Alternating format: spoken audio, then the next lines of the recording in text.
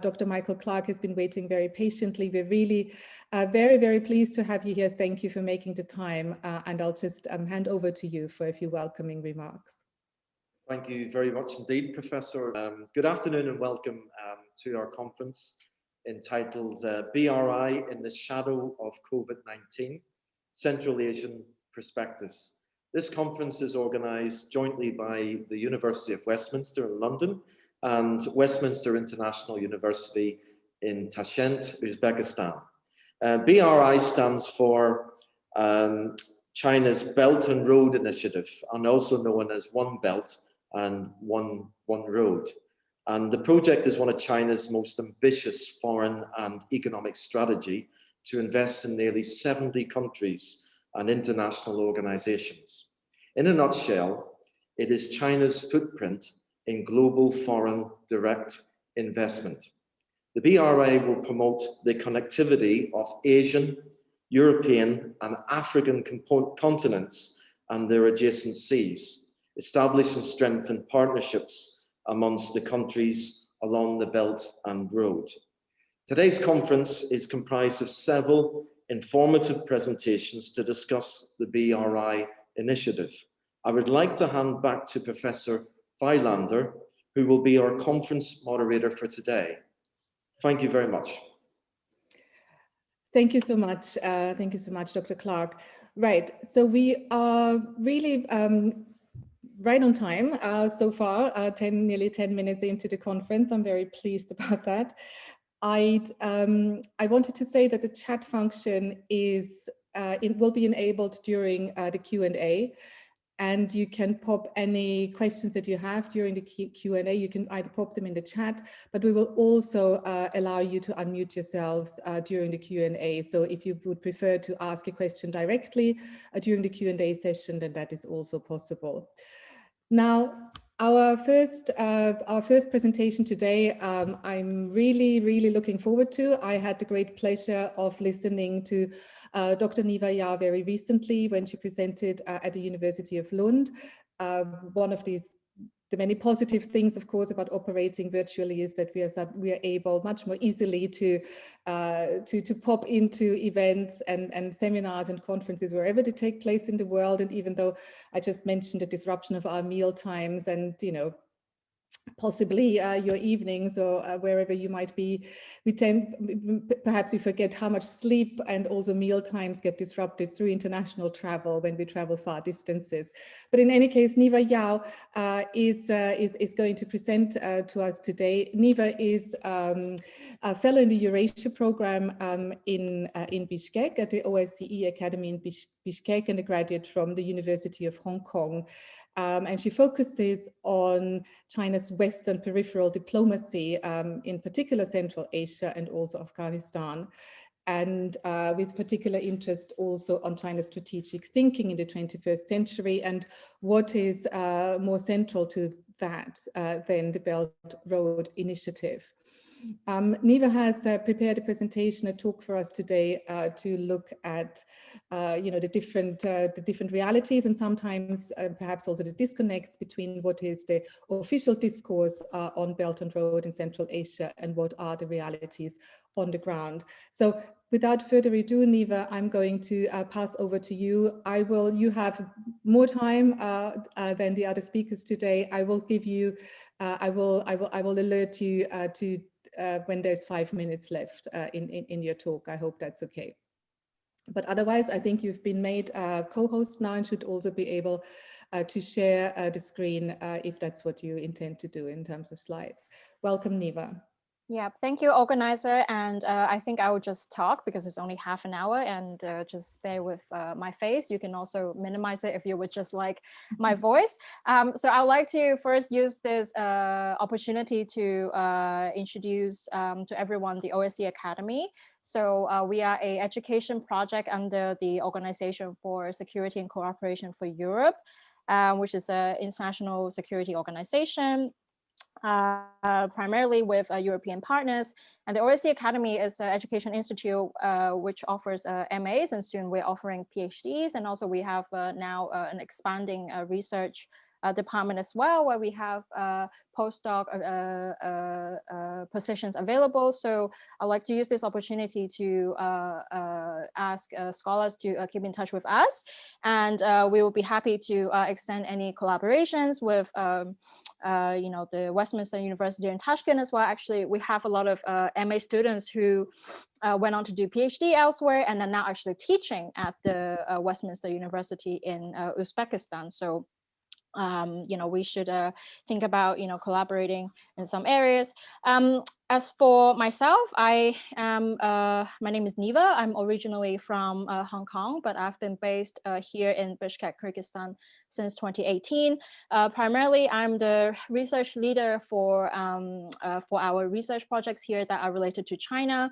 Most of our projects in terms of research here are policy-oriented research, so we don't really do that much academic journal articles, things like that, but mostly policy-oriented either for OSCE or other international organizations. For example, we just concluded a migration project for European Union, and soon we are starting another project for the World Bank as well. So the more kind of think tank type of research, which the tone of my today's speech is also will be like this as well. So this conference title is on BRI in the context of COVID, which is a very timely, a very important, timing to talk about China and COVID and the impact on this region. I'd like to just zoom back out a little bit and talk about more in general China's interest in Central Asia, and also, how this converge with Russia's interests and or compete with Russian interests. I'll go through it quite briefly because I speak quite fast, and maybe I'll use less than half an hour, but we can reserve more time for Q&A, which is also why I'm going to keep some of these topics quite brief. Just if there are particular interests in a certain kind of topic, we can go to that when we have a Q&A as well.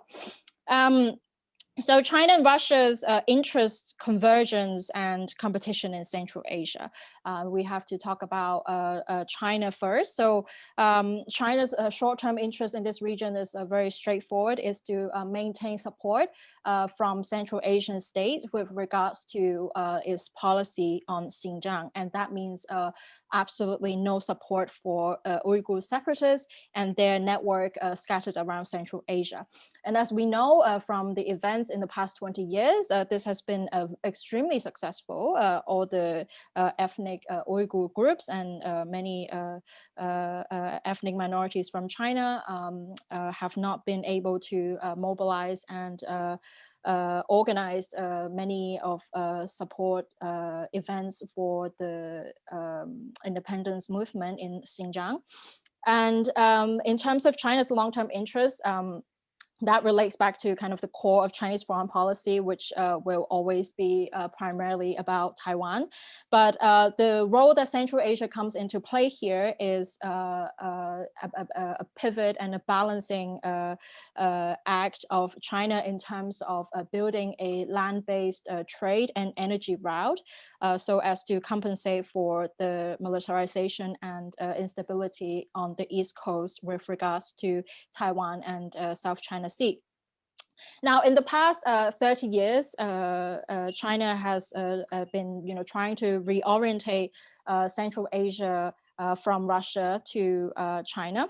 And, I'm not saying that there is no more influence from Russia, because as we can see, this is obviously not true. But reorientation here means that there is less influence from Russia because there is a lot more influence from China, and there's an option now for Central Asian states. And China is doing it through three main ways. And first is economics, of course. Second is security, and also on the social aspect as well. First of all, with trade, it's very straightforward.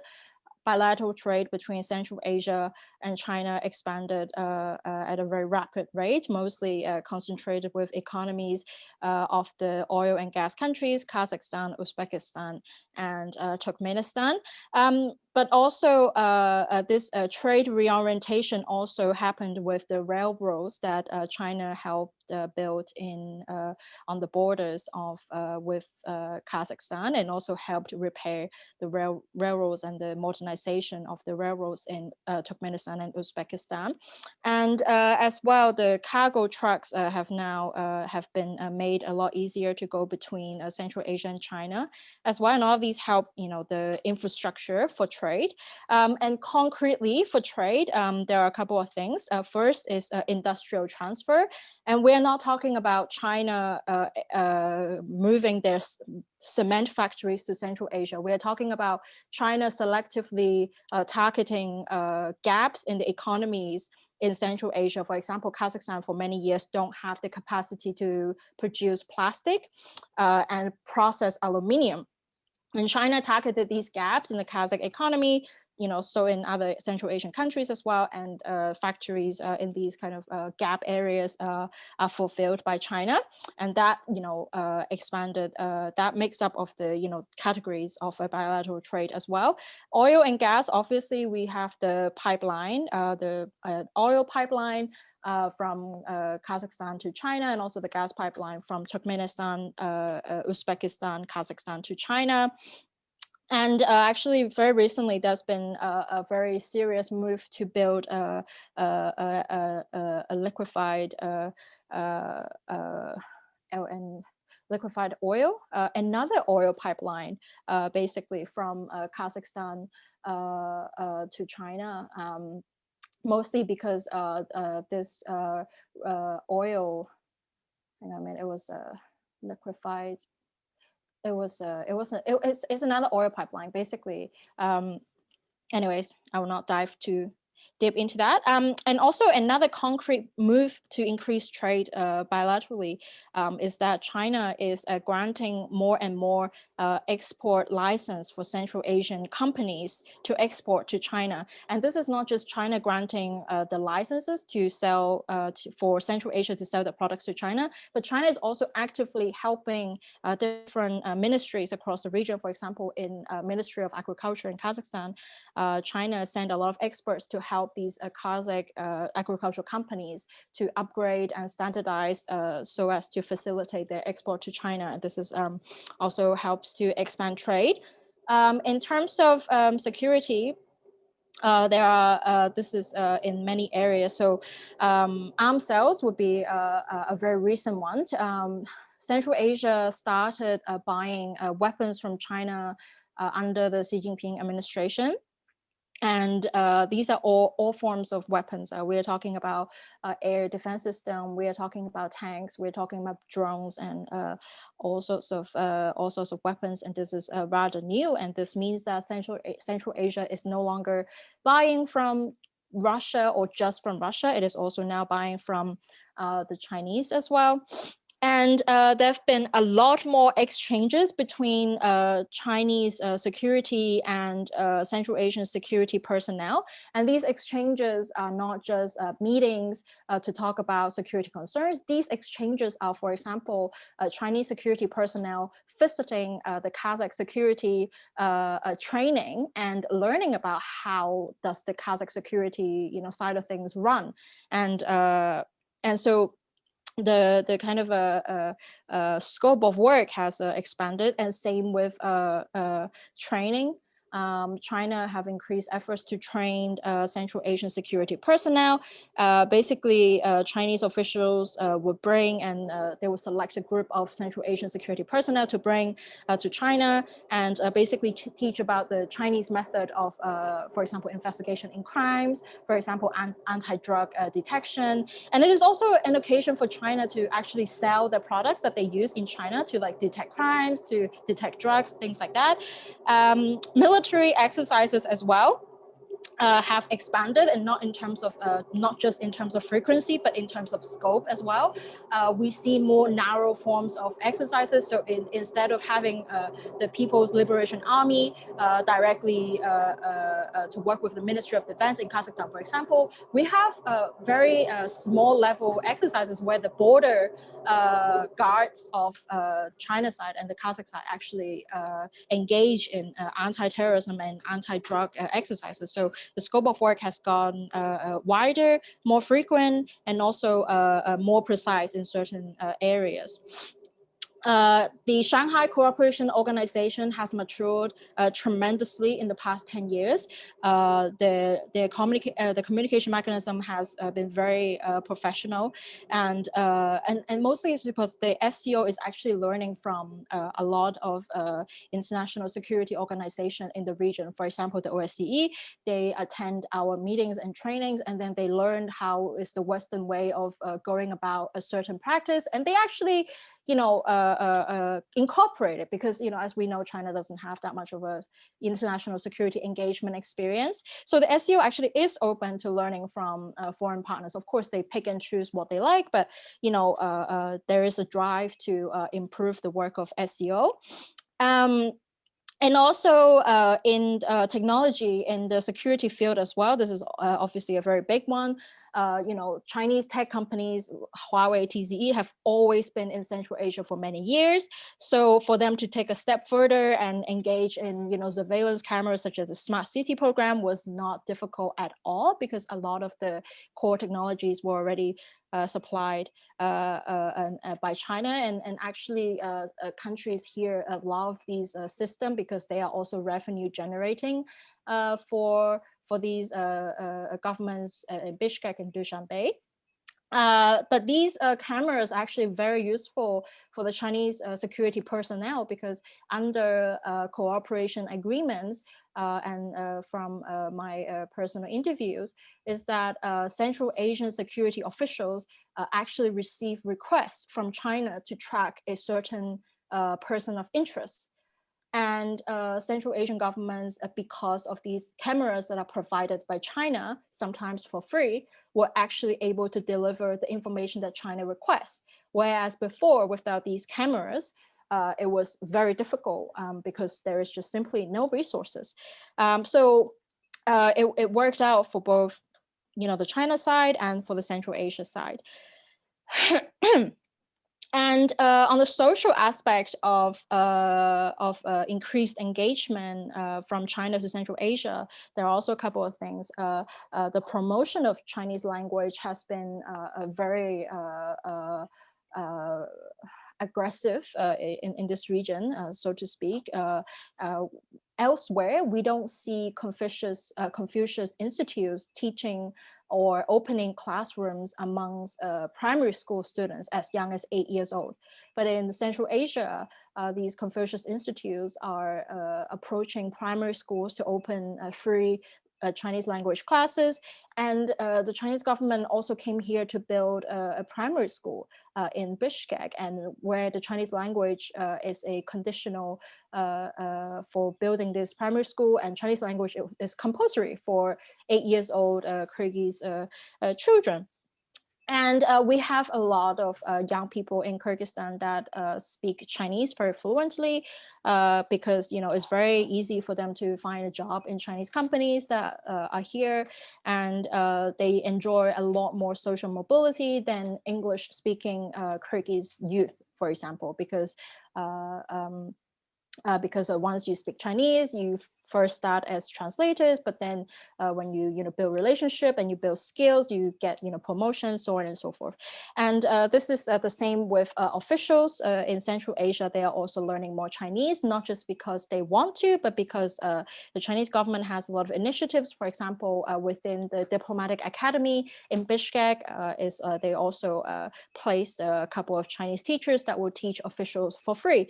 And also recently in Uzbekistan, there's also also China giving free Chinese teachers to teach the Uzbek Ministry of Defense personnel free Chinese lessons. So the logic of promoting Chinese language is very straightforward. Is on one hand, it opens up China as an option for people in trade and in many different area of things, but also because of how restrictive information is allowed in China. When you are a learner of Chinese and you read information in Chinese as a Central Asian person, you inevitably consume a lot of Chinese propaganda. Especially, you will never read, if you only read it in Chinese language, you will never read the other side of the story about what's happening in Xinjiang, or what is the Taiwan policy, or about the protests in Hong Kong. So language promotion it's been very strong and actually extremely effective. The young people here that I meet that speaks Chinese only and don't speak English, consuming these opinions, they will also repeat those kind of opinions and phrases. For example, if you have never been to China, you cannot say this about China, blah blah blah.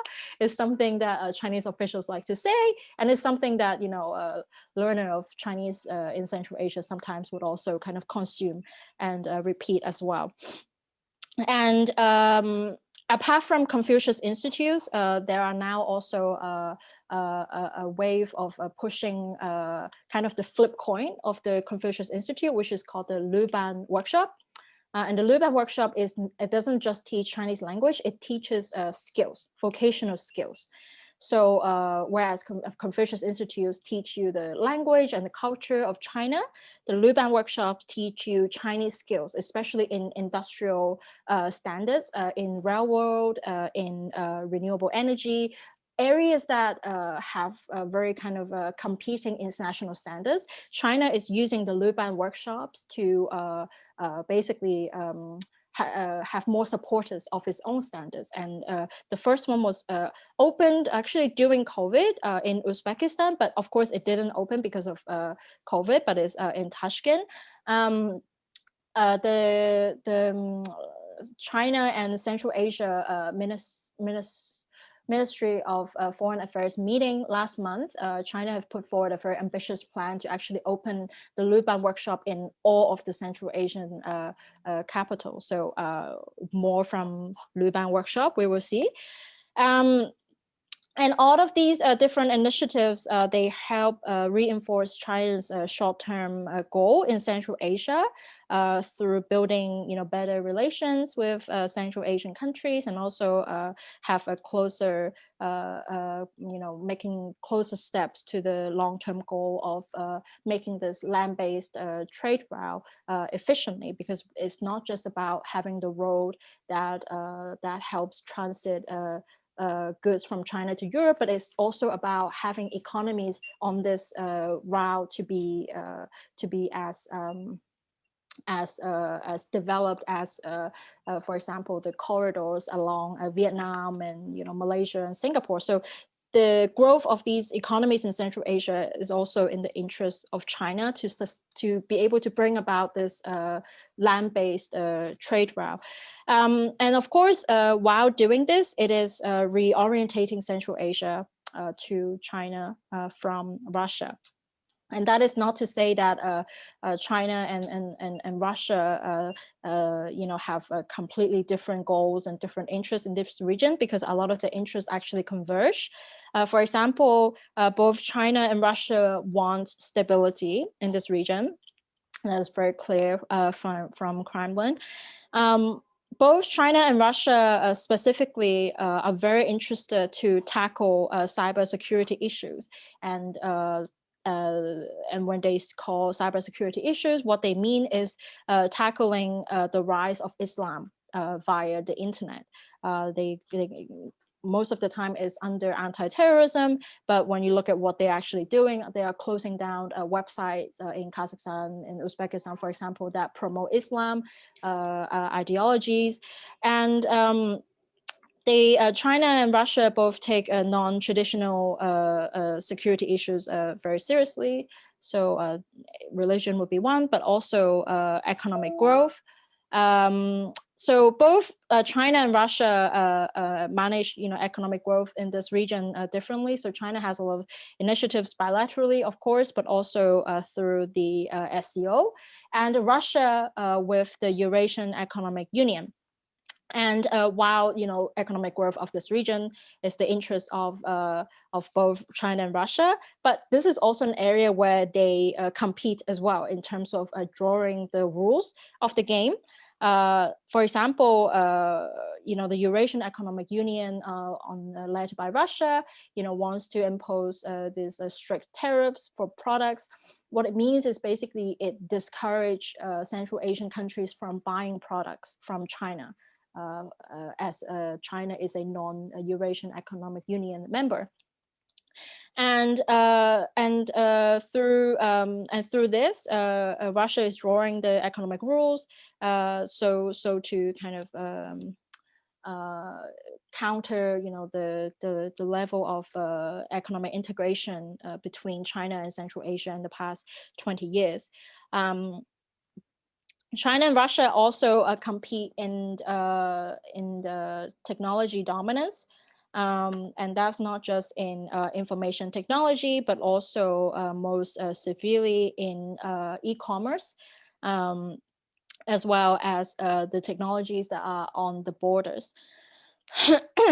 In terms of military as well, like I said, Central Asian countries have been buying more weapons from China and no longer so much from Russia, although we do see that Russia donates. So both Chinese arms and Russian arms do coexist. And Russia and China are also competing in language as well, as Chinese become an option. The dominance of Russian language has shifted in ratio. And also in terms of military training, a lot of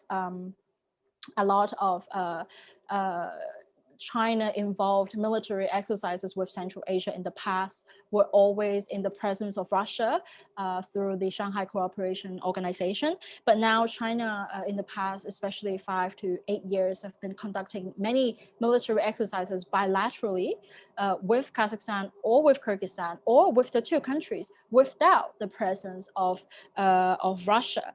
And China has been pushing, like I said, for these military commanders in Central Asia to speak Chinese, whereas before all the commands were conducted in Russian. Even the Chinese commander had to use a translator from Chinese to Russian to communicate with these Central Asian military commanders. So, but now there's a shift away from Russia and from Russian language, and so this is sort of a language competition as well. So it's 5 minutes. So I've kept actually many things quite brief, and I would just open to the floor now for questions on specific areas, or if there are any China related affairs in Central Asia that audience would like to know. I'm happy to discuss, and I look forward to the discussion. Thank you so much, Niva. That was incredibly informative, and I feel like it sort of plunged us right into, right into the heart of the matter with some really, really, pertinent and concrete, and also not entirely uncontroversial points about both Russia and China's presence in Central Asia. I will open up to questions for everybody. I suppose one thought that went through my head as I was listening to you is that, of course, and this is, of course, also what we asked you to speak about, is Russia's and China's competing interests in the region. What went through my head though was, but what does Central Asia want? We know what Russian interests might be in the region. We know what China's interests are in the region. What is Central Asia's position? What does, and can we even speak of a unified sort of interests and you mentioned what Russia wants is this, what China wants is this. Well, what does Central Asia want, and what do individual countries in Central Asia want, and is that necessarily aligned with, with one another? That's sort of what went through my head. But we've got one hand up here by Andre. So if you want to unmute yourself and ask your question. Sure. Thank you very much. Greetings from Bishkek, by the way. Thank you very much, Niva. I actually have many questions, but I'll narrow them down to three. First is, what role do you see the OSCE will be playing with the expanding role of China and the SCO in the region? The second is, I don't know if you've done research on that, but as we know, there are many gossips, considerations that the Chinese investments are eroding the democratic performance or rule of law in certain countries. And this is especially considering Kazakhstan and Kyrgyzstan that are profoundly indebted to China, like half of their debt belongs to China, actually. So if you ever done the research on that, what would be your opinion? And the final one would be more personal, let's say. I don't know if you reside in Hong Kong or not, but do you see any sort of reservations regarding the recent, like last year, security law, national security law, with like connected with your research on China and Xinjiang? Thank you. I wonder whether we should, I've got there are two more hands up. So I wonder whether you would be happy to take and listen to a couple more questions, Nivo, take them together.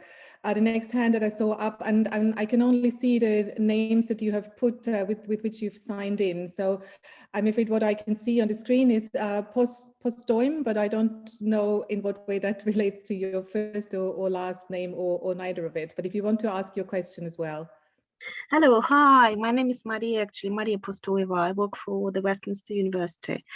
Can you hear me, actually? Yes, absolutely. Yes, fine. okay, right, yes. I've been listening to this with great interest. Thank you very much for the presentation. Well, you can probably guess from my name that I am from Russia, and I have been researching in Central Asia a little bit myself as part of my work in a different university. But what I observed here, and the question I have linked to that talking about Russia and China being the only players, main players in the region, I think is very limiting, because United States also has been heavily involved in the region, especially in the last 10 years or so, and they do have their own interests in there, which contradict, in my opinion, very often with those of China and those of Russia. So I'd like to hear opinion about how is this fitting into place. And also, Central Asia region is very important, not just for the countries involved, but also for Europe as well. So I'd like to know what effects all these power games are having on Europe. Thank you very much. And maybe we'll take one more from Roman, and then it's back to you, Niva. Thank you, Gerda. My name is Roman Vakulchuk. I'm senior researcher at the Norwegian Institute of International Affairs in Oslo, Norway. And we are also partner institutions of the OSCE Academy in Bishkek. Great to see our colleagues speaking here. So I have a question. So first of all, I think, you made a really great presentation of that Chinese soft power is becoming more visible and also sizable in the region with all those new, for example, military exercises, as well as the promotion of the Chinese language. But my question concern is about the financial side of the Belt and Road projects of China, especially after the pandemic.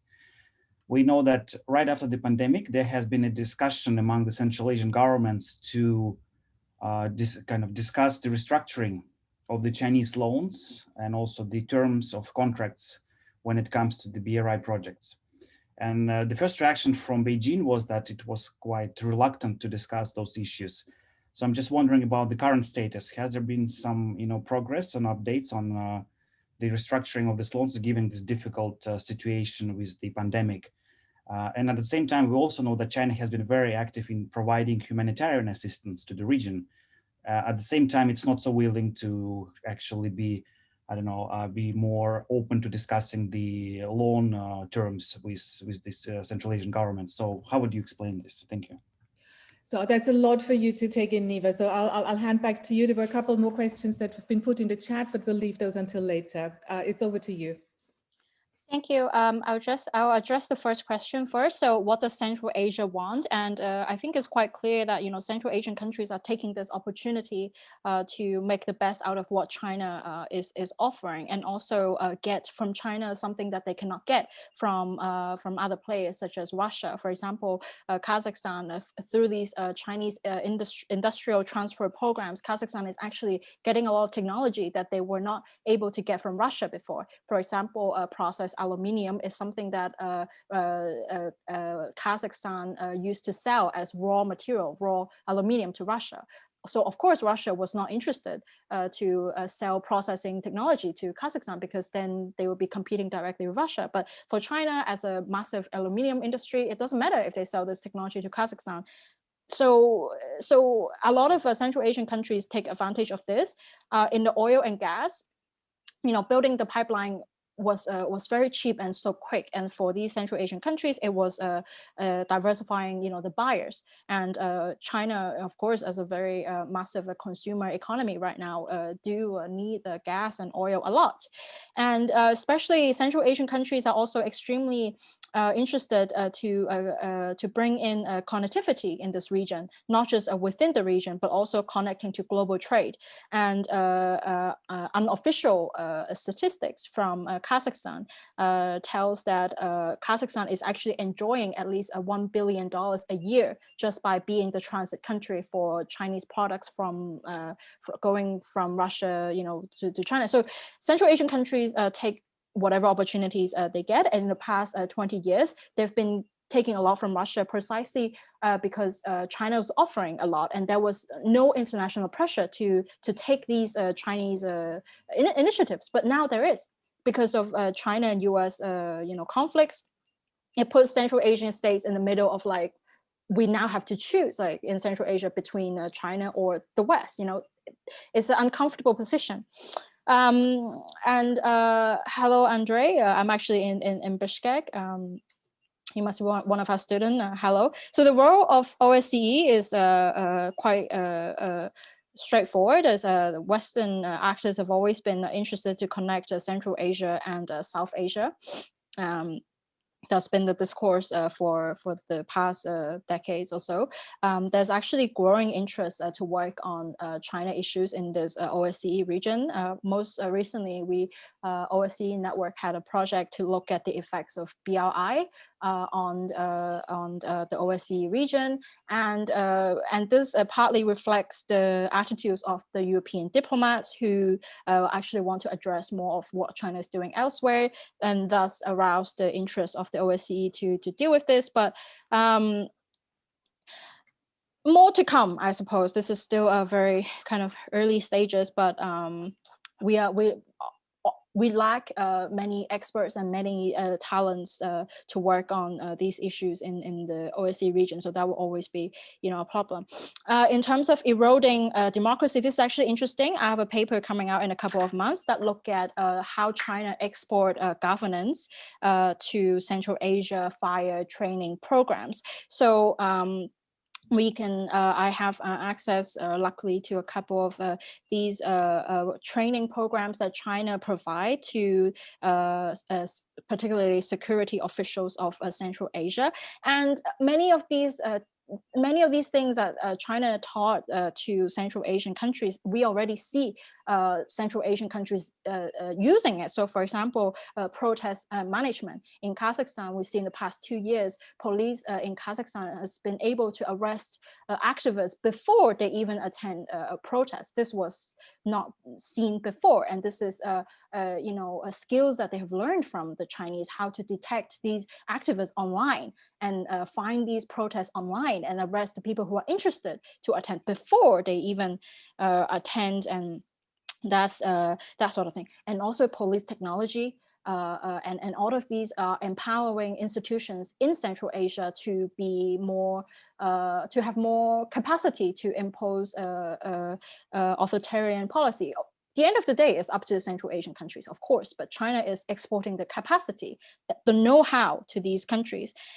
As the Hong Kong situation, I'm a British national, so I don't really, I'm from Hong Kong, of course, but I hold British passport, and I don't think this is the national security law would strictly applied to my work.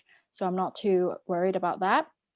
And Mariam's question, of course, yeah, we shouldn't just look at Russia and China. I'm always contrasting Russia and China because it's the two players that Central Asian countries like to talk about the most. But of course, like not just the US, we also have Turkey through all the schools here, and a lot of Central Asian politicians, particularly in Kyrgyzstan, they were all educated in Turkish schools in Turkey or in Kyrgyzstan, and many of them speak Turkish and have Turkish businesses relations. So Turkey is also massive player. Also Iran. Also, South Korea is a big one. I mean, Japan and South Korea are kind of support roles to Western organizations, but very also it's an option for Central Asian countries. But most importantly, also one of the players that is not often discussed enough is, I would say, it's the Arabic countries. So Qatar and Saudi, they build many mosques across the region, especially in Tajikistan, and this have very serious consequences in terms of the next 20 years of how Islam evolves in this region. I've only lived in Kyrgyzstan for the past 3 years or so, and I can already see that people are getting more and more conservative in terms of religion, and so the role of these all the other different actors are actually very important to look at. And also Aga Khan is not itself a country, of course, but massive amount of money, massive amount of funds going into education programs and other aid programs that, the interest of Aga Khan is also very important, and it's a competing power, so to speak, although not being a country, to other Western initiatives. And, so all these superpowers in this region, they are all present, and what this means is that is a lot of pressure on Western organizations like the OSCE or with the German GIZ, whatever project they do. There are zero communication between these other major powers and their work here. So it gets very complicated very quickly. And yes, hello, Roman. Nice to see you. We haven't been able to meet in person, but I say hello to you and Indra.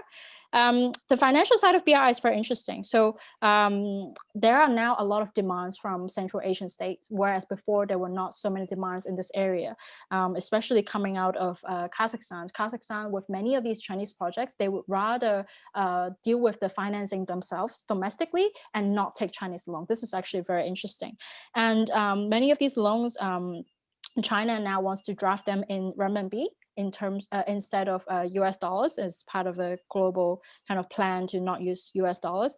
And also in terms of BRI and projects in Central Asia, I see a very interesting trend of kind of like decentralizing the system of giving out loans. And what this means is that whereas before these loans were drafted as massive agreements between the governments of Kazakhstan and the government of China, now they are decentralizing in the sense that Chinese policy banks are establishing local branches in Nur-Sultan, in Almaty. And what this does is that you have Chinese finance people on the ground working directly with local partners in Kazakhstan and mostly Kazakhstan, because that's most of the economic exchange happen. So all of this is changing the form of loans from bilateral to local, which means it's going to be much harder for us scholars to actually track these loans because they are now conducted within Kazakhstan. So we have to look at Kazakh data and have them tell us where are the origin of these loans, and we have to pick out the ones from Chinese policy banks, for example. And these agreements are also done locally now as well. So it's changing. Whether or not this is a better direction or not good direction, we have yet to see, you know, the results, but it's definitely something to watch. Great. Thank you for these full responses. There are a couple more questions in the chat, and I'm just going to read them out. So Tamar is asking whether, so he's saying that Kazakhstan and Kyrgyzstan are full members of EAEU and Uzbekistan is an aspiring member. Could you say that EAEU as a union is stronger than China's bilateral deals? And can China lead a group or team framework of some sorts? And I'll add a couple more. Tamar is saying that it took Russia around 100 years to make Central Asia speak Russian. What do you think, when can China catch up on this front?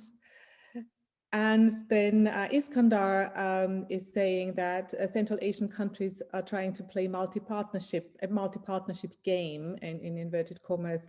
Do you think China can overcome this approach and have more influence than other players? So 3 very different questions. And they are in the chat for your reference. Yeah. So the Eurasian Economic Union actually faces a lot of opposition from the member states as well. Most obviously from Kazakhstan, because a lot of what the kind of Eurasian Economic Union policies that Russia wants to put forward are actually kind of stripping the sovereign rights of the member countries. For example, having a unified tax system or a unified import and export rules. These are so it's kind of like, you know, in EU, where member countries cannot make their own rules that override the European Union economic kind of initiatives. It will be the same, and these are the things that actually Kazakhstan is opposing a lot, and so